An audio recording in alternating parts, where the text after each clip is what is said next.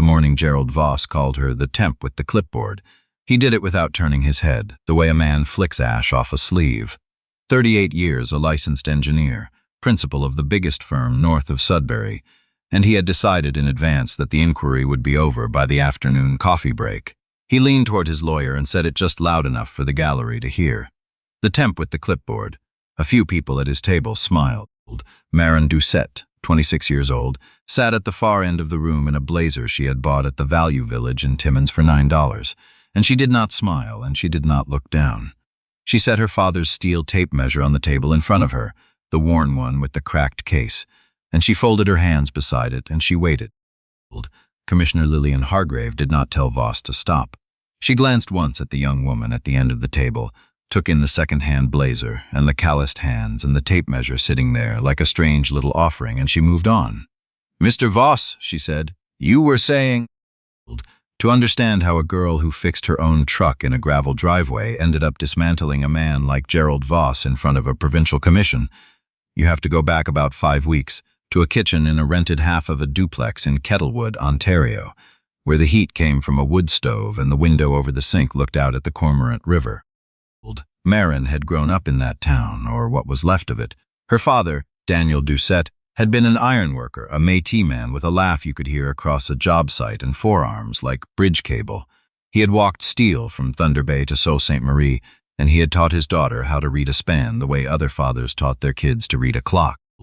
When she was 7, he held her up to a girder and told her that a bridge is just a promise made out of math, and that the math doesn't care who's standing on it. When she was 11, he fell 40 feet off a hydro tower near Hearst because somebody else had skipped a connection, and the math did not care about that either.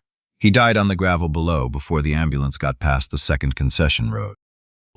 Her mother had left long before that, somewhere out west, and so it was her grandmother, Estelle, who took her in. Estelle Doucette had cleaned rooms at the Northland Motel for 31 years and could stretch a paycheck the way other people stretched dough. She kept a tin of beadwork on the windowsill and a photograph of Daniel in his hard hat taped to the fridge, and when Maren brought home a report card, she would put on her reading glasses and study it the way a jeweler studies a stone. "You don't get to be ordinary," Estelle told her once, not unkindly. "Ordinary is a thing people with money can afford." Maren wasn't ordinary, but the world had a hard time believing it. She didn't have the marks for a university scholarship, and there was no money for residence, so she did 2 years at the college in Timmins, civil engineering technology, working nights at the Tim Hortons on the highway to cover her share of the rent. She graduated top of her cohort and got her CT designation and took a job with a small inspection outfit, Northwood Testing, that did culverts and overpasses and the occasional dam for the ministry. It was unglamorous work. You drove a lot of cold kilometers. You crawled under bridges in February with a flashlight in your teeth. She loved it the way some people love a quiet church. The Cormorant River Bridge sat on the old highway just south of town. A 2-lane steel girder span built in the 70s, the kind of structure nobody thinks about until it stops being there. On a wet night in October, the third girder from the east abutment let go. A car was on the deck when it happened. The driver was Tessa Lund, 24, a personal support worker driving home from a double shift at the long-term care home in Iroquois Falls, the kind of young woman who texted her mother every night to say she'd made it. She did not make it. The bridge dropped her 4 meters into the cold river, and she drowned before anyone knew the span was gone. The province called an inquiry. That is how Maren came to be in the room, because 3 years earlier, before she could have known any of it would matter, she had crawled under that exact bridge as a junior tech on a routine inspection, and she had seen something, and she had written it down, and her note had gone nowhere. That was the thing that kept her up at night. Not guilt exactly, but a kind of cold arithmetic. She had flagged corrosion at the east bearings on a draft form. Her senior, a careful older man named Lorne Babcock, had agreed with her. And then the report that actually got filed with the ministry, the one bearing the seal of Voss Calder Engineering, the firm Northwood subcontracted under, had said the bearings were in fair condition and the bridge was good for another inspection cycle. Somewhere between her flashlight and the filing cabinet, her warning had been sanded off and a different story had been written in its place. And the man whose seal was on that different story was Gerald Voss. So when the inquiry posted its call for participants, Maren wrote a letter. She wasn't a lawyer and she had no money for one, but the Lund family did have a lawyer, a tired and decent man named Aziz Karim out of Sudbury who was working the file mostly on principle. And when he read her letter, he drove 4 hours north to sit at Estelle's kitchen table and drink instant coffee and listen. He listened for 2 hours. At the end of it, he closed his notebook and said, "Miss Doucette, I can get you standing as a technical witness. I can put you in that room. But I have to be honest with you. They are going to come for you." A girl from Kettlewood with a college diploma, standing up against a 40-year peeng with a firm full of lawyers. They are going to try to make you look like nothing. Let them try, Maren said. The first day of the inquiry did not go well. Commissioner Hargrave was the kind of woman who had spent a long career being the smartest person in the room, and had stopped checking whether it was still true. She pronounced Maren's name wrong twice, and her credentials with a little curl of distaste. Technologist, the word handled like something slightly soiled. When Maren tried to introduce her field notes, Voss's lead counsel, a slick Toronto litigator named Patrick Desmarais, objected before she finished the sentence. "Madam Commissioner, with respect, we're going to be here until spring if every junior subcontractor's scratch pad becomes evidence." Hargrave allowed the notes in, but in the tone of a woman doing a favor she expected to regret. Voss himself never looked at her. He sat at his table in a charcoal suit that cost more than Maren made in a month, and he turned his chair a quarter turn away from her while she spoke, and he examined his cufflinks, and once, in a stage whisper to his associate, he said, "Is there an adult from that firm we can talk to instead?" The associate laughed. Aziz Karim put a steadying hand flat on the table. In the gallery, 3 rows back, Joanne Lund sat very still in a black coat with her dead daughter's scarf wrapped around her wrist, and when the laughter rippled across Voss's table, she pressed the scarf to her mouth. There was one person in that room who was not laughing. The inquiry's stenographer, a woman in her late 50s named Pauline Cote, who had recorded proceedings in that building for 26 years, kept typing. But under the official transcript, in a small spiral notebook she kept beside her machine, she had begun some time ago to write down the other things. The smirks. The asides. The way Commissioner Hargrave let one side bleed and choked off the other. She had started that notebook 3 years before, after a different hearing she couldn't stop thinking about, and she had never decided what she'd do with it. On the morning Voss said the temp with the clipboard, she turned to a fresh page. At the first recess, Maren went out into the hall, which smelled of floor wax and melting snow, and stood by the window with her heart going like a hammer. An old security guard at the door, a heavy-set man named Roger with a sense lanyard, watched her for a moment. Then he came over without a word and set a paper cup of coffee on the sill beside her. Double-double, the way the machine made it. He didn't say anything. He just put it down, nodded once, and went back to his post. It was the first kind thing anyone in that building had done for her, and it nearly undid her more than the cruelty had. She wrapped both cold hands around the cup and breathed. Her grandmother was on the bench down the hall. Estelle had taken the bus in, 2 hours each way, in her good wool coat. "Baby," Estelle said when Maren sat down, "you don't have to carry this. That girl who died, that's a terrible thing, but it isn't yours to fix all alone. You're 26. Let the lawyers fight." Maren took her grandmother's hand. The fingers were thin now, the knuckles big. "Grandma," she said, "Dad fell because somebody decided his life wasn't worth checking a connection. I'm not letting that happen in a room with my name on the paper." Estelle looked at her for a long moment. Then she reached into her coat pocket and brought out a little beaded keychain she had made herself, a fox in red and white seed beads, and she folded it into Maren's palm. "Then you keep this on you," she said, "so you remember whose you are."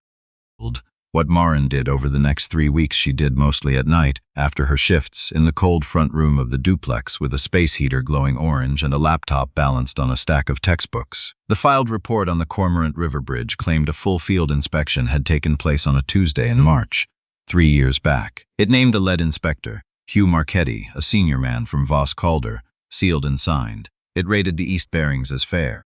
It was, on its face, an ordinary professional document, and that was exactly what bothered her, because she had been under that bridge that March and Hugh Marchetti had not been there. She remembered who'd been there, herself, Lorne, and a quiet kid named Owen on the survey equipment. No Marchetti. She started pulling threads. The first one led to Lorne Babcock, who had been her senior and who had quietly left Northwood 18 months earlier and now lived in a bungalow in New Liskeard and would not return her calls. She drove the hour and 40 minutes anyway and knocked on his door in the dark. He opened it, saw her, and his whole face seemed to sag. You shouldn't have come, Maren. I just need to know one thing, Lorne. Off the record, did they lean on you? He looked up and down his snowy street the way a man checks for something he doesn't want to see. They didn't lean on me, he said finally. They leaned on the company. Said Northwood would never see another ministry contract if anybody made noise about that bridge. I've got a mortgage and a kid in Guelph. I rolled over. I'm not proud of it. He started to close the door. Then he stopped and reached back into the house and came out with a slip of paper, a name and a phone number written in pencil. Réal Thibault, he said. Retired out of the ministry's bridge office. If anybody kept the real records on the structures up here, it's him. They tried to bury me, Maren. Don't let them bury you too. Réal Thibault lived on the lake road outside Cochrane in a small house with a wood pile big enough to last 3 winters. He was 74, with a white beard and the wary eyes of a man who had spent 4 decades watching paperwork get tidied after the fact. When he opened the door and saw a young woman standing in the cold, he said, "They send children to my door now," but he stepped back and let her in. His walls were covered in photographs of bridges, and in one of them a much younger Réal stood next to a tall Métis ironworker in a hard hat, both of them laughing on a half-built span over the Abitibi River. Maren stopped in front of it. "You know him," she said. Her voice came out wrong. Réal looked at the photo, then at her face, and something in him went very still. "Danny Doucette," he said quietly. "Best man on steel I ever knew. He talked about a daughter who could read a load chart at 10. He looked at her a long time. 'Sit down, girl. I'll put the kettle on.'" He had kept everything. That was the thing about Réal Thibault. In 40 years of watching reports get softened, he had quietly made his own copies, boxed by year, stacked in a dry basement. He knew how to find any sheet in any box with his eyes half shut. Maren told him what she needed, and he poured 2 cups of tea and went down the stairs, and over 3 nights that turned into something else entirely. The first impossibility came out of a health record, and Maren didn't even know to look for it until Réal said, almost offhand, "Marchetti. Hugh Marchetti. He didn't do field work that spring. He had a stroke." She made him say it again. Hugh Marchetti, the lead inspector named on the report, had suffered a serious stroke in the February before that March, and had been a resident in a long-term care home in North Bay ever since. He had not crawled under a bridge in March. He had not held a clipboard or a flashlight or a pen. He could not have. A certified copy of his admission record, which Aziz Karim was later able to obtain through the family, put him in a hospital bed 240 kilometers away. On the day the report swore he was inspecting steel over the Cormorant River. The second impossibility came from a calibration certificate. The report cited ultrasonic thickness readings of the bearing steel, taken with a specific flaw detection unit, serial number and all.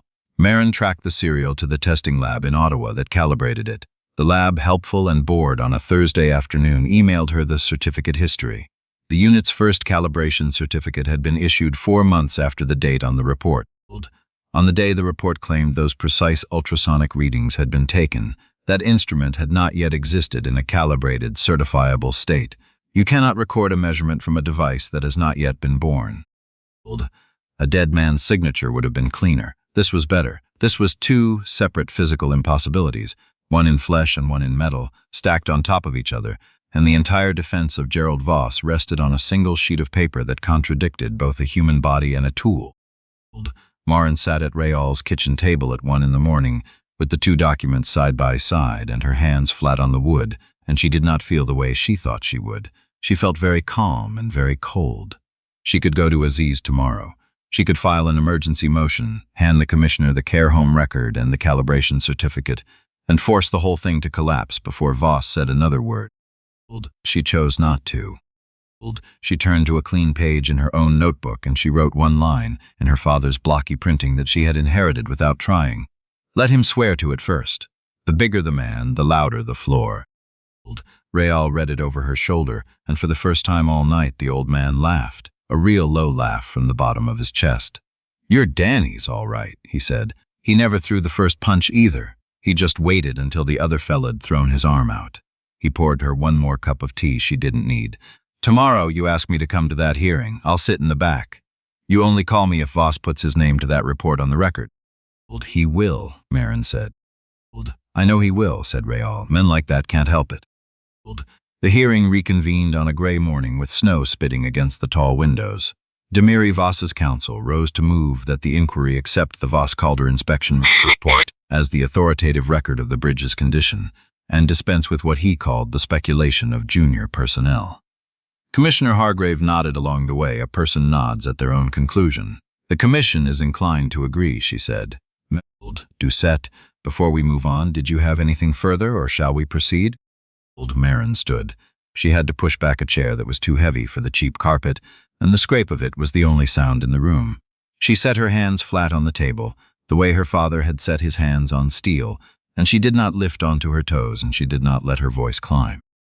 Madam Commissioner, before the Commission relies on that report, I have a short line of questions for Mr. Voss. A few minutes. If they go nowhere, I'll sit down and you'll never hear from me again. Hargrave's mouth thinned. You are a technical witness, Miss Doucette, not counsel. Aziz Karim was on his feet smoothly. Madam Commissioner, the family adopts Ms. Doucette's questions and puts them through me as counsel of record. He spread his hands. 3 minutes. The Commission can stop us the moment it tires of the exercise. There was a pause. From the back of the gallery, Real Thibault, who had slipped in 5 minutes earlier in a clean flannel shirt, looked at the Commissioner without blinking. Pauline Cote's hands rested on her machine. 3 minutes, Hargrave said, with the indulgence of a woman certain she was about to watch a child fall off a bicycle. Use them. Voss leaned back in his chair, amused, and crossed one leg over the other. He had decided this was theater and that he was the audience. Mr. Voss, Maren said through Aziz, the inspection report on the Cormorant River Bridge that your firm filed and that bears your professional seal. Do you stand behind it as an authentic and accurate record? Of course I do, Voss said. He addressed the gallery rather than her. I've staked a 38-year reputation on documents like that one. And the lead field inspection that day was conducted by Hugh Marchetti, as the report states under your seal. Hugh Marchetti is one of the finest inspectors this province has produced, Voss said warmly. Yes. You're certain, under oath. Mr. Marchetti personally performed that field inspection on the date in the report. A flicker of irritation.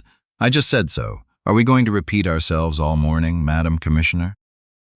Maren let the silence sit for one full beat, the way she had practiced it alone in the cold front room until it stopped feeling like waiting and started feeling like a held breath. Then she said, evenly, and you vouch for the ultrasonic readings in that report, taken with the unit your own technician logged by serial number, without reservation. Without reservation, Voss said, and he uncrossed his legs, beginning to enjoy himself, because he believed he had just won. May we proceed, Madam Commissioner? In the back row, Real Thibault nodded once, just once. Hargrave reached for the cap of her pen. I think we've heard quite enough. Madam Commissioner. Maren did not raise her voice, but it carried the way a struck girder carries. The room went still. I'd ask the Commission to receive 2 documents before it relies on a single word of that report. Hargrave's hand stopped. Through Aziz, the first document went up. Defense Exhibit 1.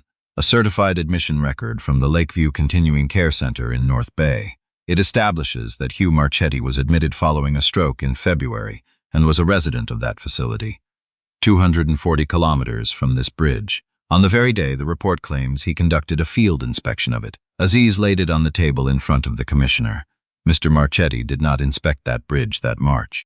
He could not lift a coffee cup that March. A murmur moved through the gallery like wind over water. At the plaintiff's table, Voss's table, the associate beside him had gone the color of the snow outside. Voss did not move. Maren gave it 3 seconds and kept going. Defense Exhibit 2.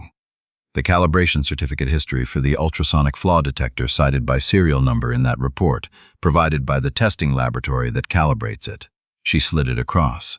The Commission will see that the unit's first calibration certificate was issued 4 months after the date of the report. On the day those precise readings were supposedly recorded, that instrument had no certified calibration. The readings in that report could not have come from that device. They could not have come from anywhere. They were written into the page. Real Thibault rose in the back without being asked.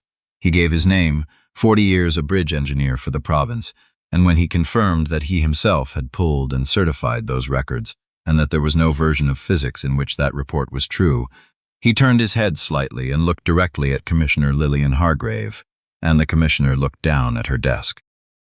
It was at exactly that moment that Hargrave called a recess. 30 minutes. Counsel to the antechamber. The hallway outside smelled of wax and old radiators. Maren got as far as the window before Gerald Voss came through the doors 3 steps behind her and put himself between her and the rest of the hall. Close, his voice dropped low, the warmth gone out of it like a furnace shut off. "You're a clever girl," he said. "I'll give you that. But you're standing in the middle of something you don't begin to understand. There are people in the ministry, in the bar, in this very building who decided years ago how this ends. Walk it back. Tell that commissioner the records are inconclusive. Do that, and I will personally see that you have a future in this profession. I'll write the letter myself. Push this," he leaned closer, "and I will make sure you never sign off on so much as a culvert in this province again. You'll be a cautionary tale they tell at the college, the girl who got too big." Down the hall, the security guard Roger was pushing a mail cart, slow, not looking, not stopping. Maren did not answer. She looked at Voss the way you look at a structure you already know is failing and that hasn't noticed yet. Then she stepped sideways around him, the way you step around a sawhorse, and walked toward the bench where her grandmother sat. Estelle had taken the bus again. She reached up and pulled Maren down beside her with a strength that always surprised people. "Baby," she whispered, and her voice shook. "Maybe you've done enough. They're going to ruin you. You're 26. You've got your whole life. That poor girl in the river, you didn't put her there." Maren knelt down in front of her grandmother the way she had knelt as a little girl learning to lace her boots. She took the thin hand in both of hers. "Grandma, Dad spent his whole life making sure the bolt was tight so the next guy didn't fall. He fell because somebody else couldn't be bothered. Mr. Marchetti didn't sign that report. A dead instrument didn't take those readings. Tessa Lund went into that river because a man decided her life wasn't worth the cost of telling the truth." She pressed her grandmother's hand to her cheek.